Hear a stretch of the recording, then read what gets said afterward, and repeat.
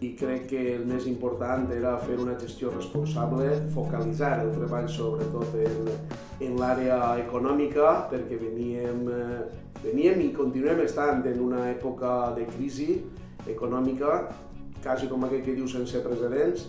Això el consistori local també ho havia notat i era precís, com he dit, treballar en la gestió econòmica, reduir el deute, intentar pagar quant abans millor als proveïdors i sobretot la inversió que es poguera fer que fos sostenible. Eixa era la idea, eixa continua sent i sobretot també preocupar-nos de les persones i del medi ambient. Eixos són els trets fonamentals en els quals descriuria jo el resum de la gestió feta en aquests últims 3 anys. En l'anterior legislatura enllestirem un programa d'atenció a persones, atenció a domicilis, que encara continua fent-se.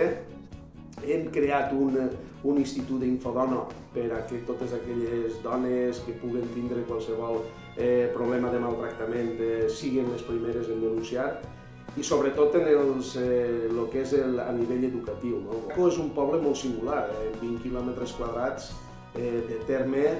Tenim 3 zones d'especial conservació declarades per la Red Natura 2000, com és el massís del Monduver, com és la Marjal i com és les dunes de la Safor. La barra lliure s'ha acabat, no es pot pensar en inversions que siguin ja no cares, sinó que després siguin difícils de mantindre. En aquest sentit, calia al poble remodelar alguns carrers, reasfaltar-los.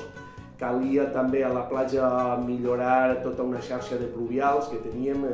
Sabem que, segons Raimon, al nostre país la pluja no sap ploure i la veritat és que a la platja calia millorar bombejos, calia millorar pluvials i després n'hi ha altres projectes que no hem deixat de banda, com he dit abans, la inversió sostenible.